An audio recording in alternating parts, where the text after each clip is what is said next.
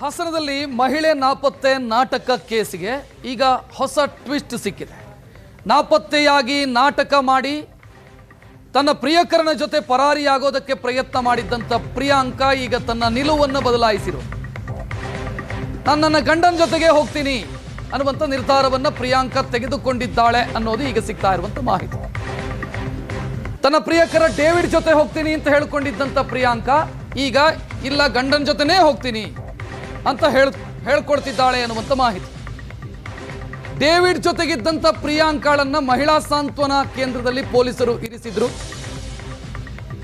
ಪತಿ ರುದ್ರೇಶ್ ಮನವೊಲಿಸುವಂತ ಪ್ರಯತ್ನ ಮಾಡಿದ್ರಂತೆ.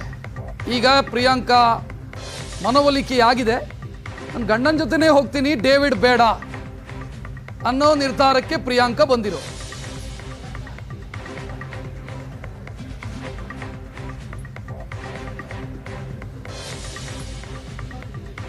ಈ ಪ್ರಿಯಾಂಕಾ ದೊಡ್ಡ ನಾಟಕವನ್ನೇ ಸೃಷ್ಟಿ ಮಾಡಿದ್ಲು. ಡೇವಿಡ್ ಜೊತೆ ಓಡ್ ಹೋಗೋ ಮುನ್ನ ಕೆರೆಯೊಂದರ ಬಳಿ ವಸ್ತುಗಳನ್ನೆಲ್ಲ ಇರಿಸಿ ಅತ್ಯಾಚಾರ ಆಗಿದೆ, ಸತ್ತು ಹೋಗಿದ್ದಾರೆ, ಕಳ್ಳತನ ಆಗಿದೆ, ಈ ರೀತಿಯೆಲ್ಲ ಊಹಾಪೋಹಗಳು ಸೃಷ್ಟಿಯಾಗೋದಕ್ಕೆ ಕಾರಣ ಆಗಿತ್ತು. ನಂತರ ಪೊಲೀಸರು ಈಕೆಯನ್ನ ಡೇವಿಡ್ ಮನೆಯಿಂದ ಕರೆ ತಂದಿದ್ರು, ಮಹಿಳಾ ಸಾಂತ್ವನ ಕೇಂದ್ರದಲ್ಲಿ ಇರಿಸಿದ್ರು. ಆ ಸಂದರ್ಭದಲ್ಲಿ ಈಕೆ ಹೇಳಿದ್ದು ನಾನು ಡೇವಿಡ್ ಜೊತೆಗೆ ಹೋಗ್ತೀನಿ ಅಂತ.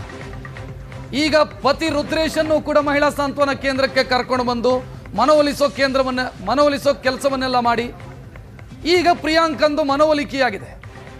ನಾನು ಪತಿ ರುದ್ರೇಶ್ ಜೊತೆನೇ ಹೋಗ್ತೀನಿ ಅನ್ನೋ ನಿರ್ಧಾರಕ್ಕೆ ಬಂದಿದ್ದಾಳೆ ಆಕೆ.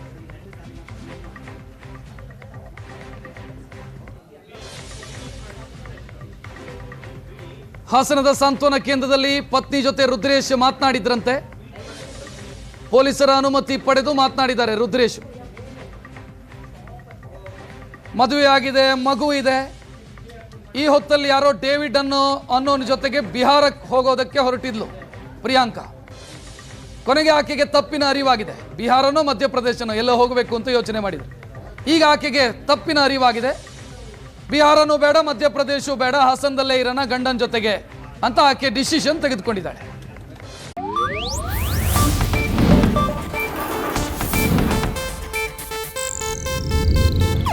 ಇದು ಏಷ್ಯಾನೆಟ್ ನ್ಯೂಸ್ ನೆಟ್ವರ್ಕ್ ಪ್ರಸ್ತುತಿ.